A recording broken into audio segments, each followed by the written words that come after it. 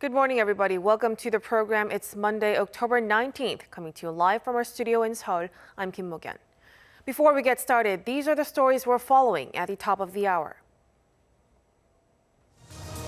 With eased social distancing measures in place across South Korea, young learners will be able to physically attend classes more often from this week.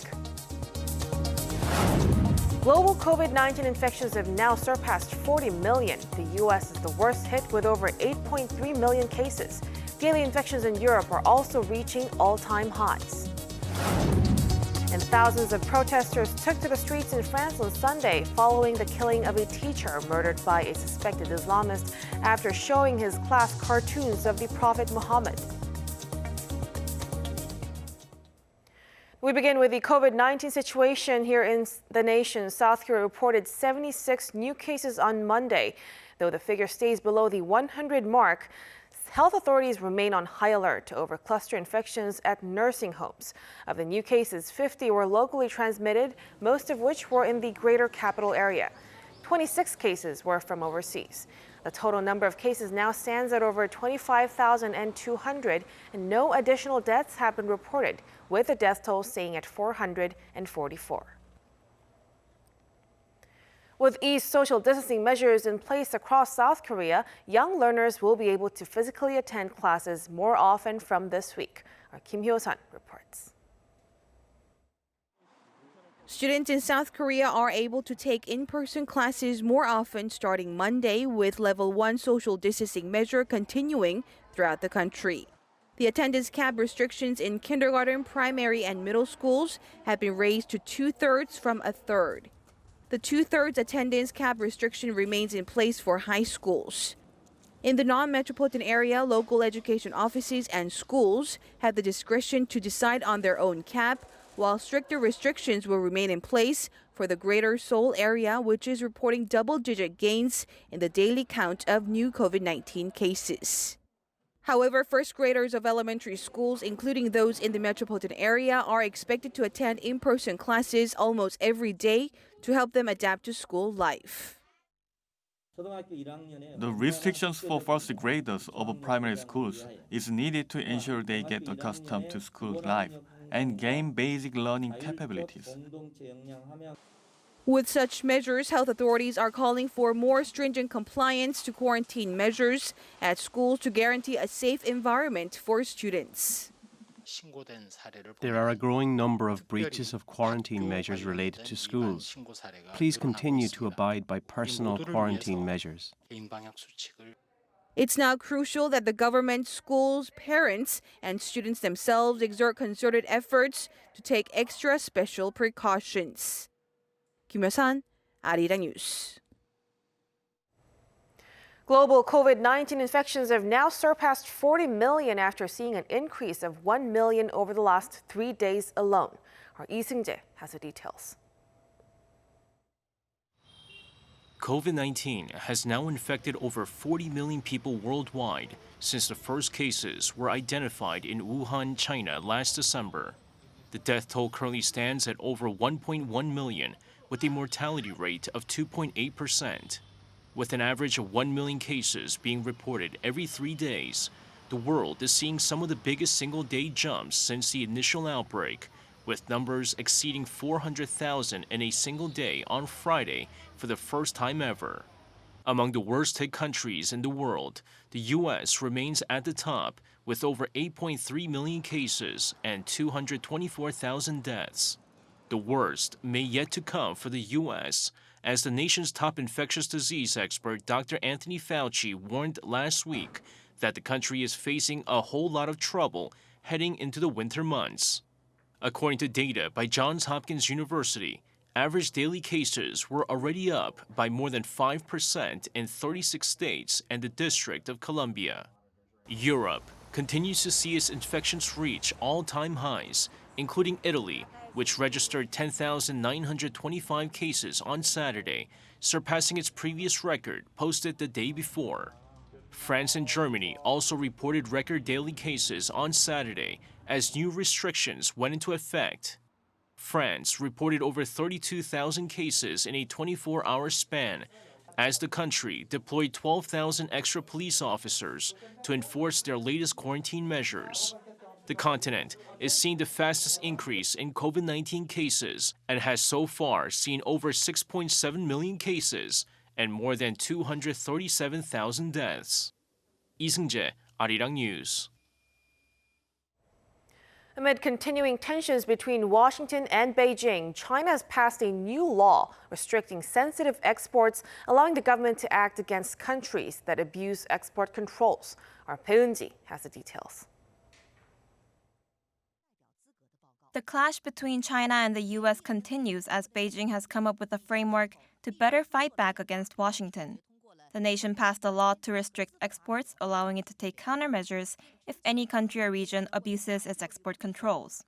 According to the country's state media Xinhua News, the law was made for the purpose of, quote, safeguarding national security and interests.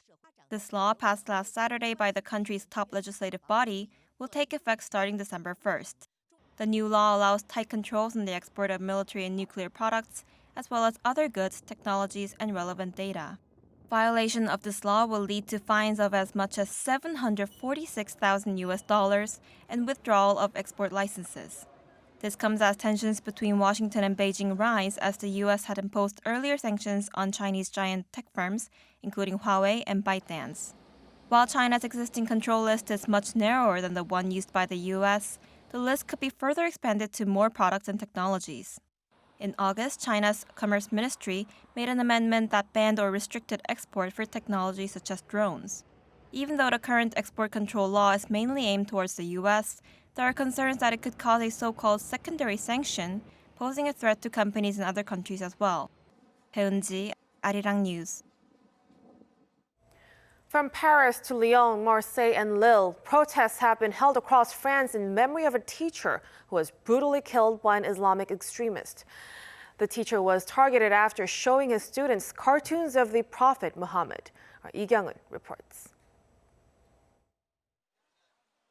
Thousands of people took to the streets in France on Sunday after a killing that has shocked the nation to its core. Last Friday, 47-year-old history teacher Samuel Paty was beheaded by a suspected Islamist, presumably for showing his class cartoons of the Prophet Muhammad. Some protesters held pictures of Samuel and held up signs bearing his name, saying that they're all Samuel and demanding their freedom of expression to be protected. We're here to defend the Republic, the values of the Republic, liberty, equality, fraternity, and secularism. We can feel that fatherland is threatened, that those values are under threat. Others were there to fight for the rights of teachers. Teachers are one of the most important professions. Everything is based on education. It's not politicians that will change things. The attacker was shot dead by police soon after murder. The 18-year-old was born in Russia and had been living in France as a refugee. He reportedly asked students who Samuel was and followed him after school had finished. A Muslim parent who was angered by the teacher's use of the cartoons posted his name and the school's address online in an effort to get him fired. However, it is still unclear whether the attacker had a direct connection with the parent or was triggered to commit the murder as a result of the online campaign. Although the killer was not found to be on French government's terror database, France's leader called the killing of the teacher terrorism. Our compatriot was flagrantly attacked. He was a victim of an Islamist terrorist attack. The cartoon of the Prophet Muhammad, published by the magazine Charlie Hebdo, sparked two deadly terrorist attacks against the publication in 2011 and 2015. In light of the latest killing, prosecutors say France faces an escalating threat from terrorism. Lee Kyung-eun, Arirang News. Recent polls show that senior voters are shifting away from U.S. President Donald Trump. This year, elderly sections of the electorate who were in favor of the Republican Party in the election 4 years ago seem to be siding more towards Democratic candidate Joe Biden. Senior citizens appear to be shifting away from Trump in battleground states as many are unhappy with Trump's handling of COVID-19. Our Choi Min-jung has the full story. With 2 weeks to go until the U.S. presidential election, elderly members of the electorate appear to be having second thoughts, as many disapprove of the way the pandemic is being handled in the nation. The Wall Street Journal on Sunday highlighted shifting political preferences among seniors, with older voters more inclined to support the Democratic nominee Joe Biden. This shift is worthy of note, as Republicans have typically been favored by the elderly in the last 4 presidential elections. According to this year's Wall Street Journal and NBC News poll of elderly voters aged 65 and up, U.S. President Donald Trump is trailing Biden by 10 percentage points. This is a stark contrast to the poll held 4 years ago when Trump won the seniors by 7 percentage points against the then Democratic nominee Hillary Clinton. The Wall Street Journal has noted the demographics of the battlefield states as one of the main reasons behind the shift. Currently, the share of people aged 65 and up is larger than the national average in the most competitive states. According to recent polls, the state with the nation's oldest voters, Maine, showed the greatest shift towards the Democratic candidate with 12 points, compared with the previous vote in 2016. With this move, Biden is currently leading Trump by 15 percentage points in Maine. Trump's weakened position comes as senior citizens, who are also among the most vulnerable to the pandemic, are criticizing his handling of COVID-19. Meanwhile, the final presidential debate is set to take place on Thursday, 9 p.m. Eastern Time for 90 minutes. Choi Min-dong, Arirang News.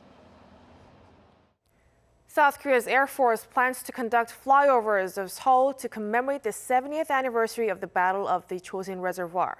According to the Air Force, its aerobatic team, Black Eagles, kicked off its 30 minutes practice flights at 10 a.m. Monday, adding that loud noises are expected for parts of the capital city.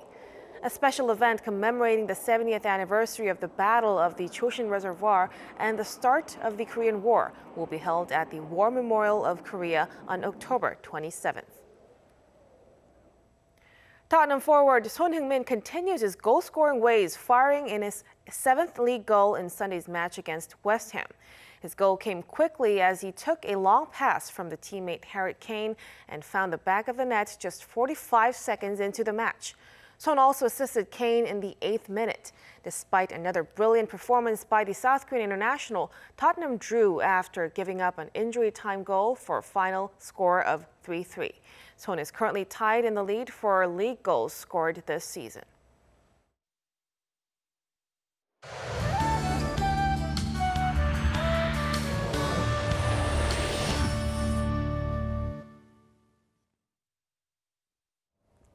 Good morning. Most parts of the country will have a repeat of Sunday's fine weather conditions, and daytime highs will hover above season norms through tomorrow here in the capital, with large temperature gaps between the highs and lows. And there will be mostly sunny skies, but the capital region in Chungcheong-do province could see fine dust levels increasing as the day goes on, so there's another reason to keep our face masks on.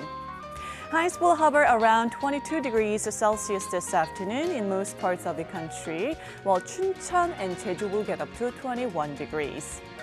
We have rain in the forecast across the country in the middle of the week, and those showers will bring much chillier air. So we'll notice a big drop in the readings at the end of the week and into the weekend. That's Korea for you, and here's a look at the weather conditions around the world.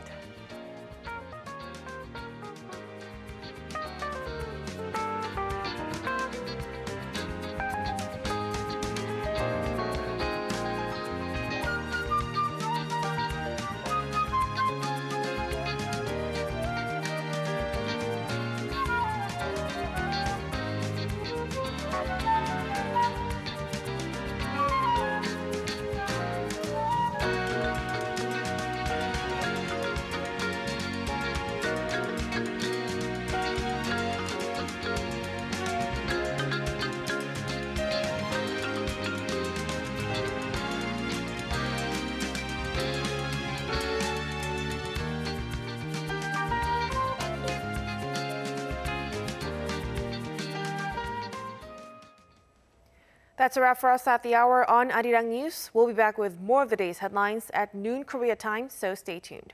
Thank you for watching and goodbye.